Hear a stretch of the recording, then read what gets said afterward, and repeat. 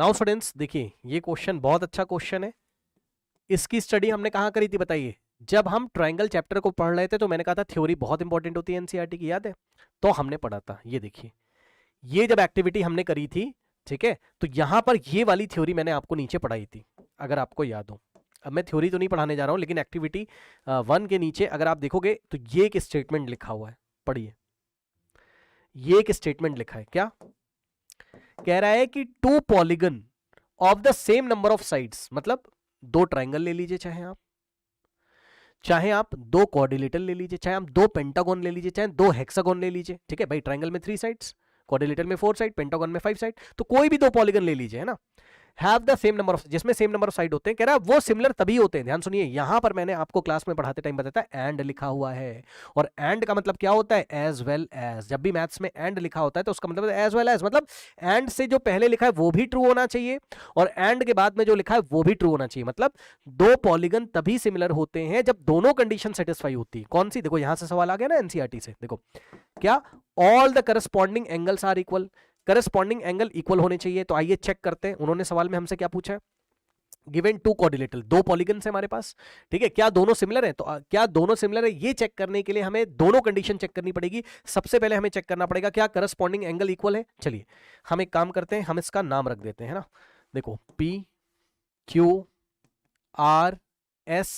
अब correspondence check करिए, P पे 50 है, इसका नाम मैं रख रहा हूं, रुक जाओ पहले, A B C D। देखो करस्पॉन्डेंसी कैसे चेक करोगे, है ना, एंगल को देख के करस्पॉन्डेंसी चेक कर लीजिए।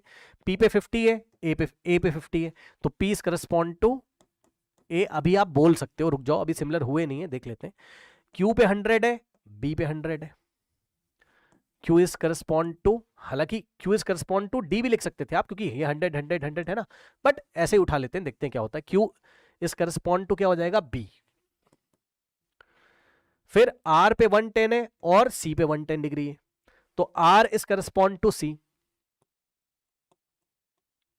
उसके बाद S पे 100 है और D पे 100 है, ठीक, तो S इज करस्पॉन्ड टू क्या हो गया? D। और आपने साफ साफ देखा कि करस्पॉन्डिंग एंगल्स इक्वल हैं। देखो 50 तो 50, 100 तो 100, यहां पे 100 तो यहां पे 100, और यहां 110 तो यहां 110। चलो एक बात तो सही हो गई, ये वाला स्टेटमेंट तो सही हो गया, क्या the corresponding angles are equal, corresponding angle तो इक्वल है। लेकिन अब दूसरी एंड लिखा हुआ है, एंड के बाद सेकंड कंडीशन भी चेक करिए, the corresponding sides are in the same ratio और प्रोपोर्शन, मतलब करस्पॉन्डिंग साइड्स का रेशियो भी सेम होना चाहिए। मतलब आपको ये भी चेक करना पड़ेगा। अब मैं लिख रहा हूं, जरा संभालिएगा, क्वाड्रिलेटरल के नाम में लिख रहा हूं, कैसे लिखोगे बताओ? PQRS और ABCD। अब बताओ करस्पॉन्डिंग साइड्स का रेशियो इक्वल होना चाहिए, मतलब P, अगर यहां से PQ ले रहे हो तो AB लेना पड़ेगा, PQ बाय AB निकालिए, फिर QR बाय BC निकालिए, फिर RS बाय CD निकालिए। निकालना है, अभी ये इक्वल है नहीं, देखते हैं इक्वल आ रहा है कि नहीं। RS बाय CD निकालना है। उसके बाद फाइनली जैसे ट्राइंगल में लिखते थे, PS by AD, PS by AD। अभी इसको चेक करना है, ये इक्वल नहीं, सुन लो, हमें इस स्टेटमेंट को चेक करना है कि करस्पॉन्डिंग साइड्स के रेशियो इक्वल हैं कि नहीं। एंगल्स तो इक्वल आ गए, इसको चेक करो, चलो चेक करते हैं। PQ बाय AB निकालो, एक एक करके निकालो।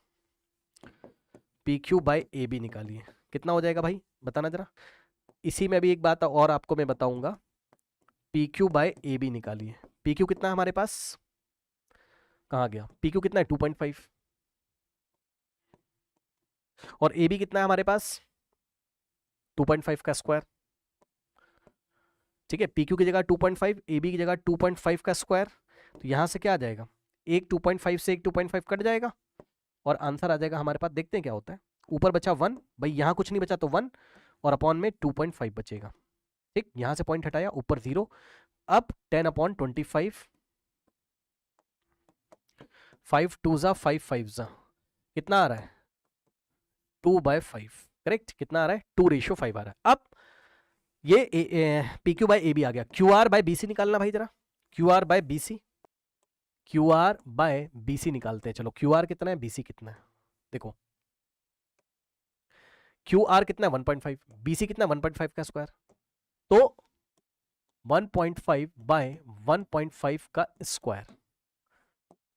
सॉल्व करिए, 1.5 से गया कितना आ रहा है, यहां ऊपर क्या बचेगा 1 बचेगा, डिवाइडेड बाय नीचे बचा 1.5। अब इसको सॉल्व करो, पॉइंट हटाया 0 बढ़ाया, 10/15, तो रेशियो कितना आ रहा है 5 2 जा 5 3 जा 2:3। अब चेक कर लो क्लियरली पहले कितना रेशियो आ रहा था 2/5, अब कितना आ रहा है 2:3। तो करस्पॉन्डिंग साइड्स का रेशियो ही इक्वल नहीं है, करस्पॉन्डिंग साइड्स का रेशियो ही इक्वल नहीं है। अब आगे चेक करने की जरूरत ही नहीं है, आगे चेक करने की जरूरत ही नहीं। जब यही इक्वल नहीं हुए, सुन लो ध्यान से, जब PQ by AB is not equals to QR by BC, आगे चेक करने की जरूरत ही नहीं, क्योंकि करस्पॉन्डिंग साइड्स का रेशियो पूरा इक्वेशन ट्रू होना चाहिए था ना। अब आगे चेक ही नहीं करना, एक बार कहीं पे भी फेल हो गया, अच्छा मान लो यहां पे पास हो गया होता, मतलब PQ by AB भी 2/5 आ गया होता, QR by BC भी 2/5, तो हम आगे चेक करते, हम RS by CD चेक करते, तब तक करते रहते जब तक सारे रेशियो इक्वल नहीं हो जाते। बात समझे ना, कहीं पे भी फेल हो गया तो बस फेल हो गया।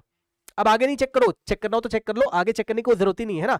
तो हम लिखेंगे क्या, हम आंसर में लिखेंगे जो कि यहां लिखा हुआ है क्या, कि देखिए पहले आपको ये लिखना पड़ेगा एग्जाम में क्या, कि 2 polygons of the same number of sides similar if, या फिर condition of similarity for 2 polygons are this and this, मतलब करस्पॉन्डिंग एंगल भी इक्वल होने चाहिए, करस्पॉन्डिंग साइड्स का रेशियो भी क्या होना चाहिए, सेम होना चाहिए, ठीक है ना। अब ये प्रोपोर्शन क्या है, सारी चीजें मैंने क्लास में आपको बताई थी, कांस्टेंट लेके आपको पता है।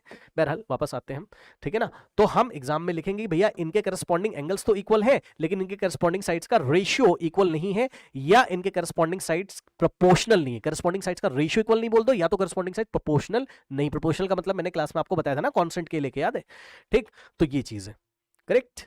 तो इसलिए दोनों पॉलीगन सिमिलर नहीं है, पढ़ लो ध्यान से, ये लिखा from the figure it is clear that the corresponding angles are equal but corresponding sides are not proportional, therefore the quadrilaterals are not similar. समझ गए ना, दोनों कंडीशन सेटिस्फाई होती तभी सिमिलर होते। तो बहुत अच्छा सवाल था ये। कहां से आया, ये आया आपका एनसीईआरटी थ्योरी से, जो मैंने आपको पढ़ाते हुए क्लास में बताया था कि यहां से सवाल आते हैं, मैंने टिक लगवाया था आपको, ठीक है। चलिए चलते हम लोग नेक्स्ट क्वेश्चन की तरफ।